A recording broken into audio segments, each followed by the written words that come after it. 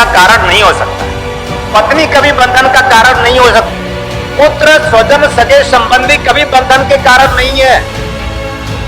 बंधन का कारण हर एक मनुष्य का मन है।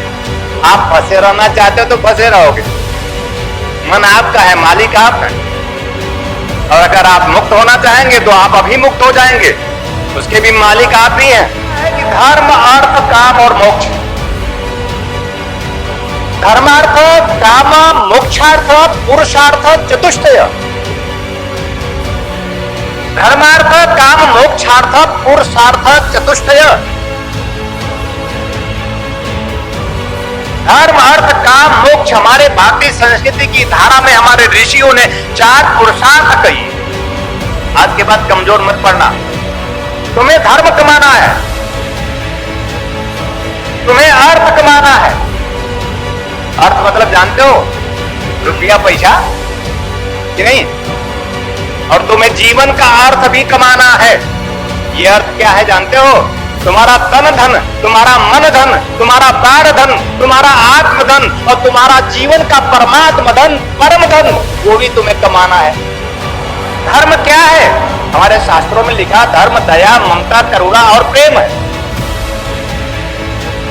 धर्म दया ममता करुणा और प्रेम है। दिव्य सदग्रंथ ब्रह्मवाणी में ब्रह्म प्रिया नम्रता कमल्य को स्वयं ब्रह्म भी कहते हैं। प्रिय धर्म कोई हिंदू, कोई मुसलमान, कोई सिख ईसाई नहीं है। धर्म है दया ममता करुणा और प्रेम। तो धर्म क्या है? परहित सरस धर्म नहीं भाई। श्री रामचरितमानस में गोस्वामी तुलसीदास जी ने भी कहा, धर्म की परिभाषा बताते हुए कि परहित सरस, परहित दूसरे की भलाई करना सबसे बड़ा धर्म है। धन का त्याग पुण्य है। और ये भी बताया कि धन बहुत कमाना पाप है। इतना धन के पीछे क्यों पागल हो, ये भी बताया कि नहीं बताया? धन के पीछे पागल क्यों हो? इतनी माया में तुम क्यों जी रहे हो? क्या तुम लाद कर ले जाओगे? एक दिन तो तुम्हें मरना ही है। तो मैं कहता हूं पीछे से अभी मर जाओ, ऐसा वो बता रहे हैं। एक दिन तो तुम्हें मरना है, ऐसा वो बता रहे हैं कि क्या तुम माया में पड़े हुए हो? संदेश गलत दिया जाता है। पति कभी बंधन का कारण नहीं हो सकता, पत्नी कभी बंधन का कारण नहीं हो सकती, पुत्र स्वजन सगे संबंधी कभी बंधन के कारण नहीं है। बंधन का कारण हर एक मनुष्य का मन है। आप फंसे रहना चाहते हो तो फंसे रहोगे, मन आपका है, मालिक आप है। और अगर आप मुक्त होना चाहेंगे तो आप अभी मुक्त हो जाएंगे, उसके भी मालिक आप ही हैं। करना क्या है? इस बंधन से मुक्ति कैसे संभव है? गुरुदेव तुम मेरे पास आओगे तभी मुक्त होगे, ऐसा भी नहीं। मैं सोचता हूं कि पूरे भारत में नहीं, पूरे विश्व में तुम जहां हो वहीं से तुम्हें मुक्त कर देना चाहता हूं। कैसा रहेगा?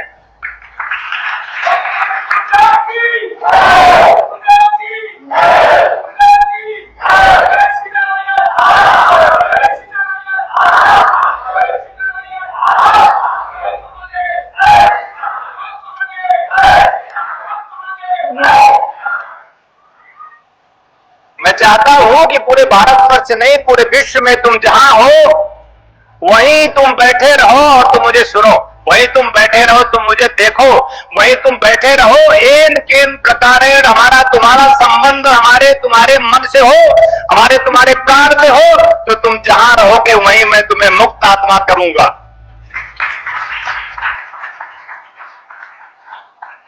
बड़ा विरोधाभास है। ज्ञान ज्ञान में भेद होता है प्रिय।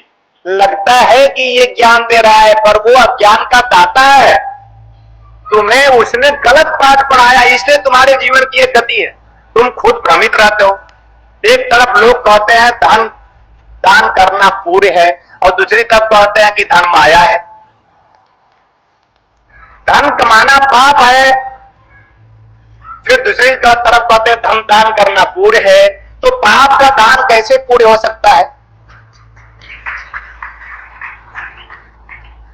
पाप का दान कैसे पुण्य हो सकता है प्रिय? और पूरे भारतवर्ष में सबको तो छोड़ दो, साधु संत महात्मा ऋषि मुनि जो तथाकथित हैं, जो नाम के साधु संत महात्मा ऋषि मुनि है वो कहते हैं कि पूरे करो धर्म दान देकर पूरे करो, धर्म दान दोगे तो पूरे होगा।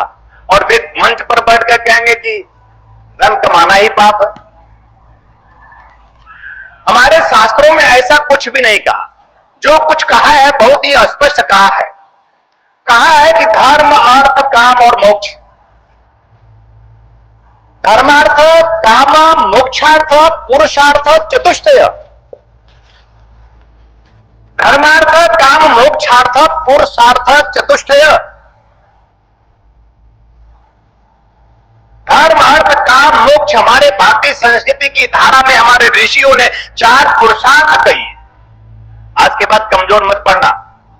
तुम्हें धर्म कमाना है, तुम्हें अर्थ कमाना है। अर्थ मतलब जानते हो, रुपया पैसा कि नहीं? और तुम्हें जीवन का अर्थ भी कमाना है। यह अर्थ क्या है जानते हो? तुम्हारा तन धन, तुम्हारा मन धन, तुम्हारा प्राण धन, तुम्हारा आत्म धन और तुम्हारा जीवन का परमात्मा धन, परम धन, वो भी तुम्हें कमाना है।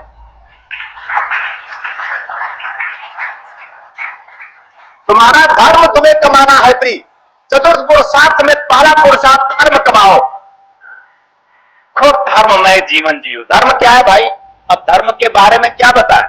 धर्म क्या है? धर्म की बड़ी परिभाषा है। मैं उन परिभाषाओं में न जाते हुए तुम्हें तुम्हारे मूल परिभाषा में लाता हूं। धर्म क्या है? हमारे शास्त्रों में लिखा धर्म दया ममता करुणा और प्रेम है।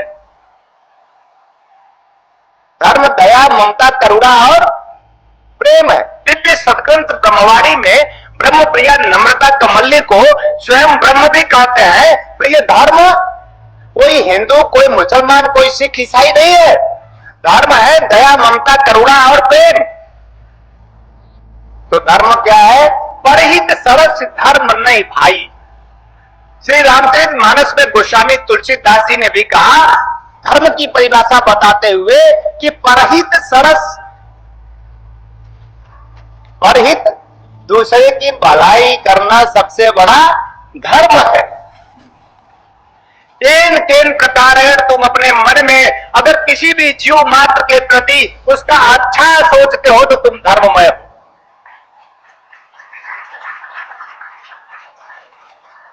जब तुम किसी के संबंध में अच्छा विचार रखते हो तो तुम धार्मिक हो। दूसरे का हित चिंतन जब जब भी तुम करते हो तो तुम धार्मिक हो। अपना अपना तो कहा ही नहीं। हर एक अगर दूसरे को सोचने लगे तो हर एक पूरा हो जाएगा। जो सोच रहा है उसके बारे में भी कोई सोचेगा। जैसे गुरु अगर शिष्य के बारे में सोचता है तो शिष्य भी गुरु के बारे में अवश्य सोचता है।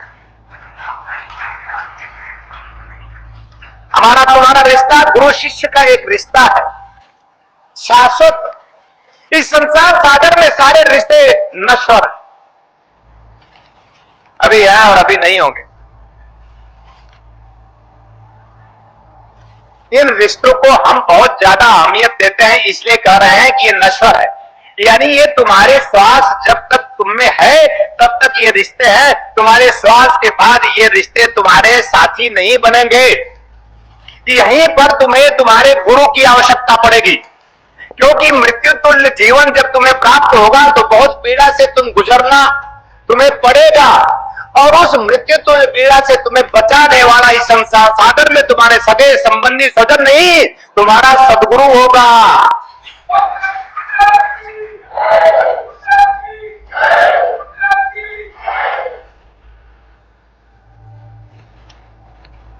है कि नहीं? बात समझ में आ रही है? बंधन का कारण कोई और तुम हो, तुम्हारा मन है। मन अगर नीचे की ओर जाता है तो बंधन, संसार बसता है। मन अगर नीचे की ओर गतिशील होता है, मन एक ऐसी सीढ़ी है, मन एक ऐसी सीढ़ी है, उसी एक सीढ़ी से ऊपर चढ़ते हैं। सीढ़ी मतलब उसी एक सीढ़ी से ऊपर चढ़ते हैं, ऊंचाई पर पहुंचते हैं, लक्ष्य को प्राप्त कर लेते हैं और उसी एक सीढ़ी से नीचे उतरते। उतरने के लिए दूसरी सीढ़ी कोई लगाता है क्या? लगाया क्या दूसरी सीढ़ी? उतरने के लिए कोई दूसरी सीढ़ी लगाए क्या? बोलो ना, नहीं गुरुदेव। और लगाओगे तो लोग तुम्हें कहेंगे तुम्हारे गांव में पागल हो गया, इससे चढ़ रहा है और देखो दूसरी सीढ़ी से उतर रहा है। एक आध बार लगा के देखो, तुम्हें पागल घोषित नहीं किया जाए तो बताओ, अपने लिए तालियां। एक ही सीढ़ी है, एक ही सीढ़ी से हम ऊपर चढ़ते हैं और उसी एक सीढ़ी से हम नीचे उतर जाते हैं। देखो, एक ही साधन है, उस साध्य को हम प्राप्त कर लेंगे या इस संसार सागर में नीचे उतरकर इस मिट्टी में मिल जाएंगे, या तो हम उस महादेव को प्राप्त करेंगे या हम मिट्टी में मिल जाएंगे। तुम मिट्टी में मिलना चाहते हो या महादेव को प्राप्त करना चाहते हो?